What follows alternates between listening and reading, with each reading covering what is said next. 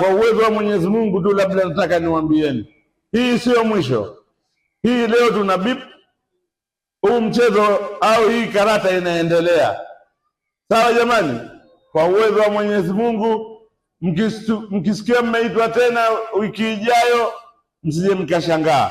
Hatuzimami mpaka tuhakikishe tumemaliza sikukuu kwa pamoja. Na sikukuu tunataka na nyinyi mle tutakachokula sisi. Sawa jamani? Kwa hiyo hilo ndo malengo yetu kwenu. Hapa hatusimami mpaka tufike sikukuu. Leo tumewaita nyinyi, kesho tutawaita wengine. Kesho kutwa tutawaita nyinyi tena hivi hivi. Lakini mpaka tuhakikishe tutamaliza mwezi huu mtukufu kwa pamoja, na sikukuu tule kile ambacho Mwenyezi Mungu ametujalia, kila mtu awe na hamu yake. Kuna wengine sikukuu lakini kwenye chai na makopa yawepo. Uongo kweli si kweli? Kama mimi bila kombo alawi sikukuu haitimii. Umeona lazima liwepo. Kuna wengine vileja, alimradi sote kila mtu ale anachokipenda. Sawa jamani? Na kwa uwezo wa Mwenyezi Mungu sote useme inshallah tutakula tutakachokipenda. Na ndio hii dhamira yetu sisi viongozi wetu. Huu mwaka wa 10 tunaendelea, na inshallah kwa uwezo wa Mwenyezi Mungu atazidi kutufanya tunakuwa pamoja na tushirikiane.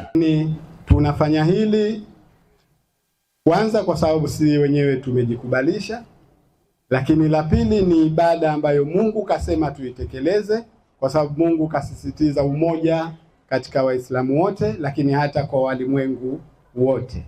Kwa hiyo na sisi hili tunalifanya kama ibada, na inshallah Mungu atatulipa kwa ile ambalo tunalifanya. Lakini hata wale ambao wanatuombea nao inshallah Mungu awape nguvu ya kuzidi kutuombea, lakini pia awalipe kwa lile ambalo wanatutakia, kwa sababu wanatutakia zuri. Maalim katuambia tuwe wa kweli, na sisi kwenye suala la ukweli siku zote tunadumu nalo, na ndio maana tuko pamoja hadi sasa. Lakini hata wananchi wetu wengine mtu iye radhi, manake sisi tukizungumza tunapenda kuzungumza ukweli. Leo tupo sote, mimi na mbunge, na sote tunatakiwa kusema.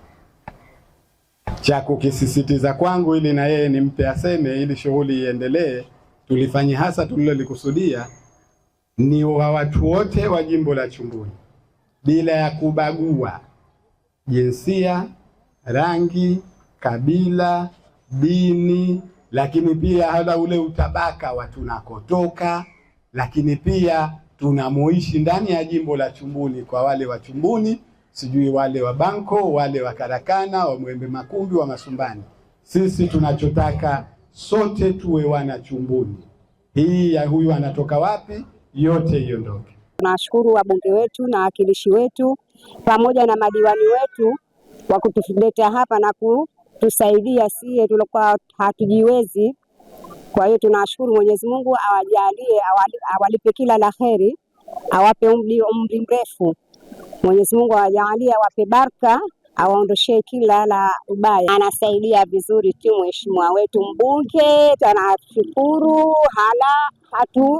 Hatukusema lau haki, tukenda na shida zetu kama anavyosema mwenyewe, anatutekelezea. Kwa hilo hatumpi ubaya mheshimiwa wetu mbunge. Alhamdulillah, Mwenyezi Mungu atampa kila la kheri, atampa ujira. Kweli anatusaidia mheshimiwa wetu mbunge.